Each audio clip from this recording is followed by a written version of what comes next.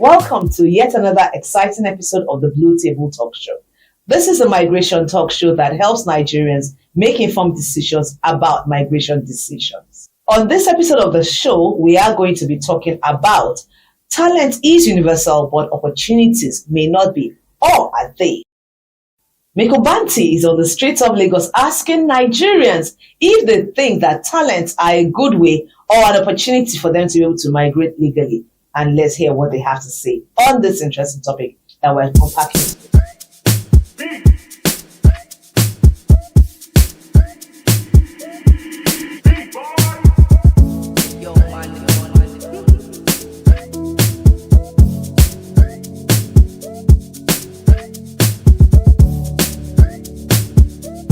Yeah, I think having a vocational skill is actually necessary, actually for the youths particularly. Yeah, so at least to have a little income to support yourself, and you can see the situation of Nigeria that is not helping the youths. Yeah, sure. And for me to know, I don't. I live in abroad, and where a lot of skill have been appreciated and lucrative, and kind of a very nice incentive. Because people survive a lot because of it. We are all surviving not because of our vocational skills. I totally agree with that. And even I can use myself as an example. I'm a graduate, but I can believe you that I have learned a lot of jobs, vocationals, and other skills that I have.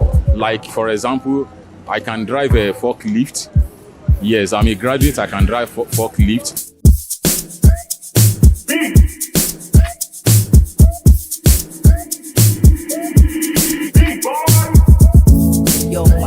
Welcome back to the show, and we have seen and heard from Nigerians who think talent and vocational skills would help them be able to migrate legally or not. And with me in the studio today are two interesting personalities, very, very enlightening personalities who are going to shed some light on the conversation we're having today on whether Nigerians can migrate legally through vocational skills or if they can even build any form of economic empowerment through their talent.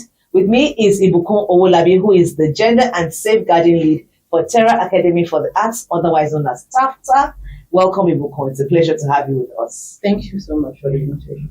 And we have to also as well Emmanuel Oladipupo, who is from the NELEX DEX in the Migrant Resource Center, known as MRC. Thank you, Emmanuel. Thank you, madam. Good to be here. Okay, so we're going to go straight in and we're going to unpack this topic. A very interesting one. Now, the first question I would have to ask you and to say is that, but before we go say, a lot of people feel that there's so much information on the issue of safe migration, irregular migration. They know the dangers, they know the realities, they know the risk that is attached to trying to leave Nigeria irregularly. If you talk to any young Nigerian, 18 to 35, they will tell you, oh, I know that if you go through Libya, you might get killed. I know if you try to go through the desert, things are hard. However, a lot of these people have limited educational levels and they do not have enough access to information or do not even think that they're able to travel out of Nigeria legally. In their minds, I have just a school set, I'm a school set holder, or I have just my HND or my OND, and I don't think that I'm able to go to the embassy and apply for a visa regularly. What would you say? I would ask that, Eboko. Do you think that there are any opportunities or talents or ways in which Nigerians can actually have a viable life? Do you think vocational skills can give people a successful life in Nigeria? Well, thank you once again. I really believe that vocational skills can give one opportunities. I am one who believes in you can have an education on one side and then learn a skill. Because skills, when you learn a skill that you're actually passionate about, you enjoy it, irrespective of your educational level, and you can trade with it. That's what skill acquisition also helps you to do. So in having a skill, maybe the first point of call that you go through is when you go to learn this skill, what are the associations or communities that are attached to this particular skill? If I want to use an example of what we do at TAFTA, we train in the creative arts. So there are different levels. There's the sound design, there's stage lighting, there's animation, and there's script writing. They have communities. Okay. There's an instructor. There's a class. You're grouped. There's the fun of if it's script writing a script. And writing a script, you can be a content creator. Okay. You can also write for adverts. It's also part of content creation. So, but you cannot isolate yourself. Because if you isolate yourself, the opportunities and information that you need to scale up, to move forward, to trade, it's within the community that you have created, or the community created for you in that space. Okay, so what I'm hearing you say here is that for young Nigerians, I can, as a young Nigerian, I'm a young Nigerian, please. I can then come to TAFTA and say, I want to learn a skill in the creative space. Yes. I can learn script writing and I can actually use that as an opportunity. Okay, that's interesting. I think that would be something that we're going to have to ask you how that's going to happen. But before we do that, let me ask Emmanuel a question here. So, Emmanuel, in what ways do you think that technical and vocational skills can contribute to improved prospects for young Nigerians to legally migrate? Just how that's also now you heard Ibukun. Yes. She's come from the creative space, but then we have all sorts of other talents and vocational skills. The realization that we are now in a gig economy did not start from Africa. It started from the West. And what a gig economy means is that it's gone, the world of work is gone beyond your certificates. It's what you can do. And so that's the importance of vocational and technical skills for people who intend to migrate, because once you can demonstrate that you can do this, and then you can get you can get some certification to back it up. So once you have a certificate to back your skill, which because it's not from the regular school, a trade test certificate from the Federal Ministry of Labor, and then you can get a reference letter from someone you have worked with, that this person have worked with me as a cinematographer or as a plumber for this period of time, then that gives you a good way of getting into the world market. Interesting. So now we're hearing Emmanuel shedding light on a topic and an issue that I'm sure that a lot of Nigerians don't know. I did not know about the fact that there was a trade certificate route for a long time. It was in the space of my migration advocacy journey that I found that out. But then the question is this: you will have to have gotten the talent and the skills first. Yes. So I'll be asking you, do you think that it is easy for a lot of Nigerians to get up and say, when we believe that if you don't go to university, you have not gone to school yet? Do you think that it's actually easy for a lot of Nigerians to say, I'm going to go and get a skill? And what would you say the experience has been, even with TAFTA? Well, I would believe in times that we are now in Nigeria. Yes, education is important. A lot of young people still want to go that route just for the sake of maybe pressure, or I don't want to be left out or something. Yes, education is largely important, but you have to look at the side of what I can trade in. The jobs, where are they? I was going to ask you that. So for instance now, are you saying that are there jobs and opportunities for people who have actually come through? So you say there's lighting, for instance now, there's lighting, there's sound, there's, you mentioned what are the opportunities that exist for them? And even from here with TAFTA, can I, as a young person who has gone through TAFTA, say I can get a job anywhere in the world? Is it a global, does the organization provide a global platform for young Nigerians to say, I am well trained, I am skilled? What are the things that can come out of me actually deciding to use vocational skills to travel or to even build a life? Because while we say migration is a right, and you should do it the right way, we're also saying that let us also look as well, like what we do at the Blue Table Talk. We help you make informed decisions. How do you also use your skills even here in Nigeria? Okay, there are many routes to this, but TAFTA in its own we provide opportunities. We do provide internships, we provide job placements for every one of our participants. Goes through the program. So there's these 6 weeks of learning. Infused in the learning period is the practicals for those who have to do animation, sound design, stage lighting. It's practicals. So you have to have this hands-on experience beyond the theory part of it. Animation is also infused in the entire space. For script writing, your script, you must come out with a script. You must be able to present that, I went through this course and this is my script. Okay. They mark, they assess you, even with the other courses. Now, coming out, I've graduated, I've done the 6 to 8 weeks period for the course. I can present that, okay, because we follow up, we have some of our staff members who follow up each participant through this journey, and they can ascertain, mark you off every point, step of the way for the 8 weeks.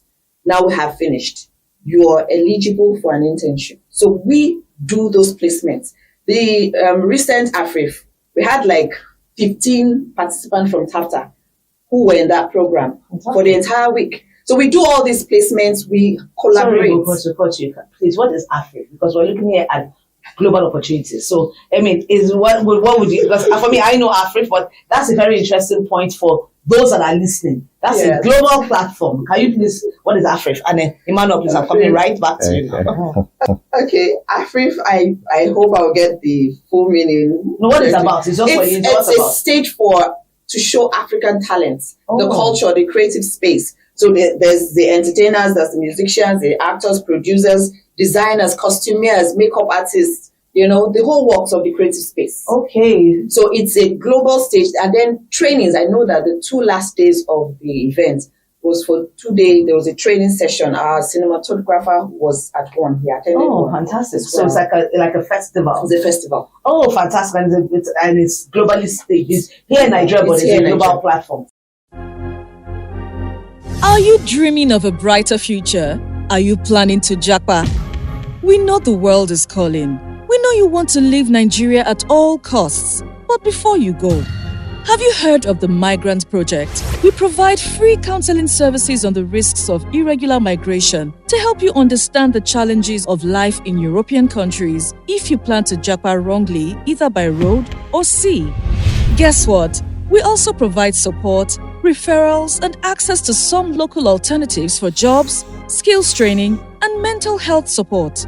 Our counselors are here to empower you to have more agency in your migration decision-making. Call these hotlines to speak with our counselors. This is a 100% free, individualized, and anonymous service. Edo State 0816 529 8860. Lagos State 0813 777 0863. 0814 783 5852. You can also follow us on Facebook at The Migrant Project and The Migrant Project Lagos. Choose the path of hope. Don't risk your life. Stay home and thrive. This message is brought to you by The Migrant Project Nigeria.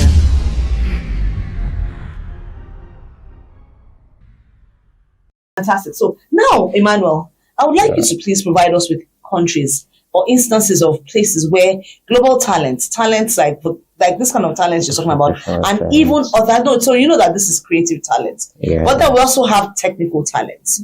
We have people like plumbers, we have mechanics, we have AC repairers, we have the whole 9 yards. Because I know when we're talking before we even started the show, you actually made a reference to 70 skills, and I'm going to tell you. So can you sort of share with us instances of countries that actively seek for skilled workers through programs for legal migration? Okay, there are actually a whole lot of a number of countries that are actively seeking skilled migrants. So just to mention but a few, there is the job work visa for countries like Germany, Sweden, and Poland. A number of European countries also now have what they call a job seeker visa. So for you to get that visa, you would have to show that you are skilled in that field, and then you are coming to search for a job for about a year. So those are two different ones. One is that you already got a job.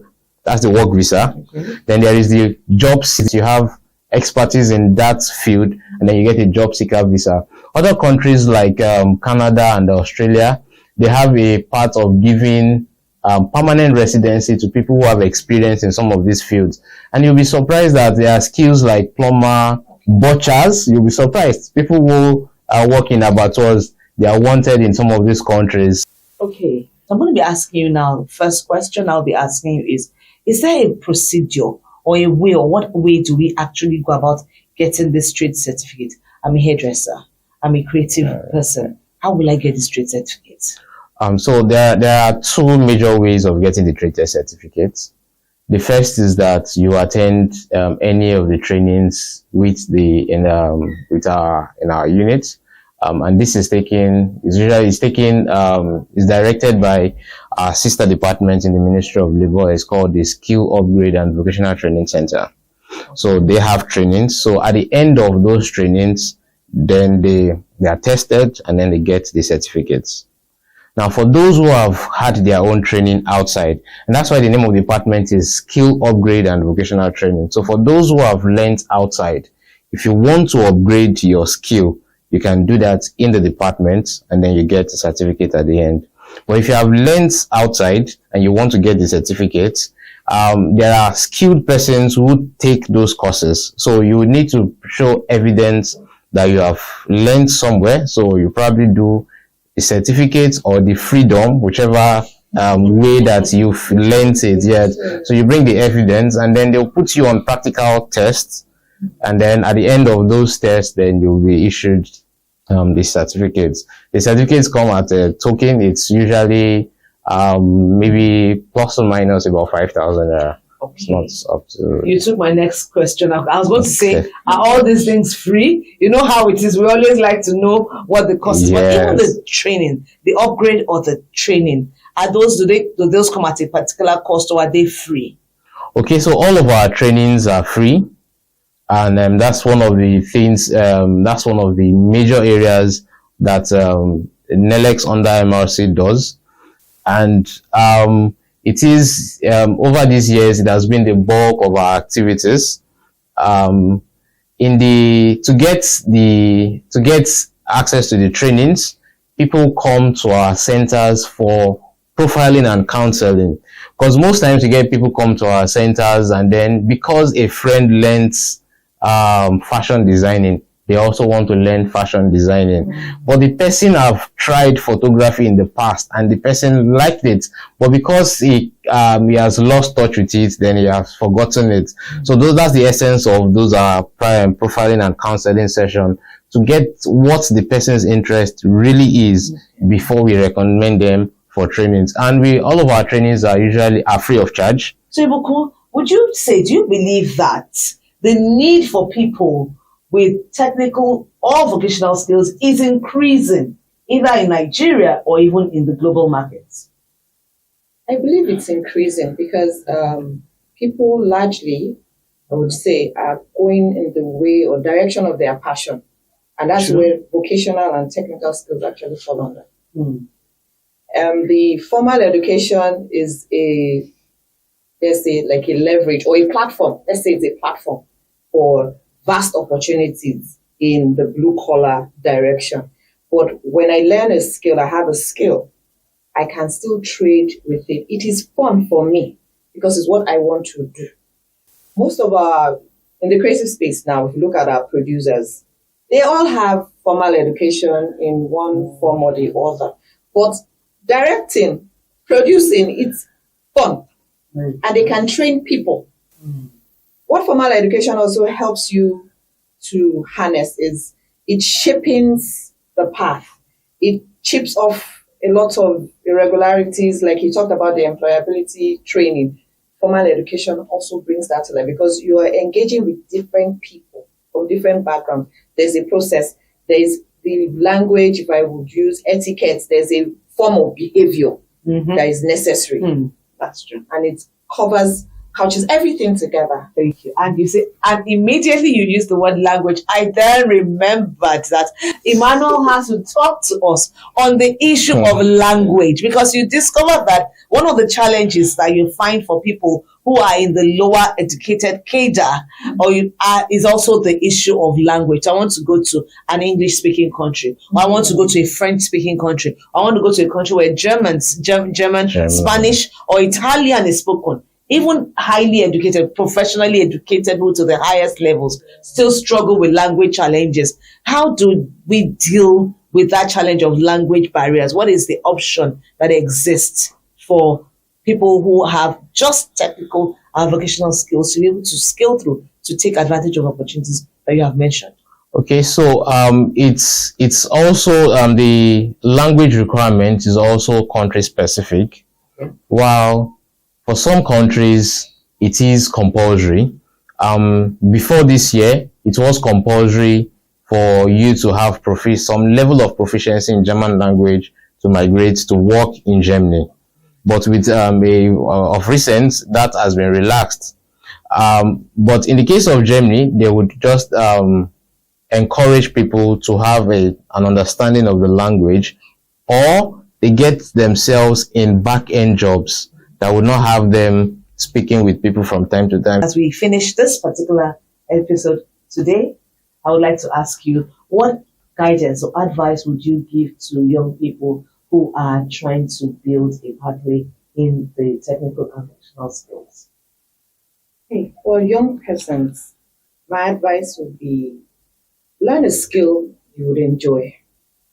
Don't learn a skill because people are doing it. You have to enjoy what you want to do.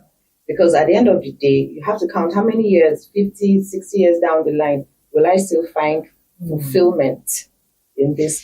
Would I be able to train other people? Can I build a legacy out of this? So you have to be able to go through a skill that you would enjoy. Thank you, Emmanuel. So as we close the curtains on today's episode, what final words would you have for young people regarding career development and migration prospects? Okay, let me first give the summary. The summary is in two. First is the slogan of the Migrant Resource Center, which is migration is your right, but you have to do it right. The second is that the future is skills.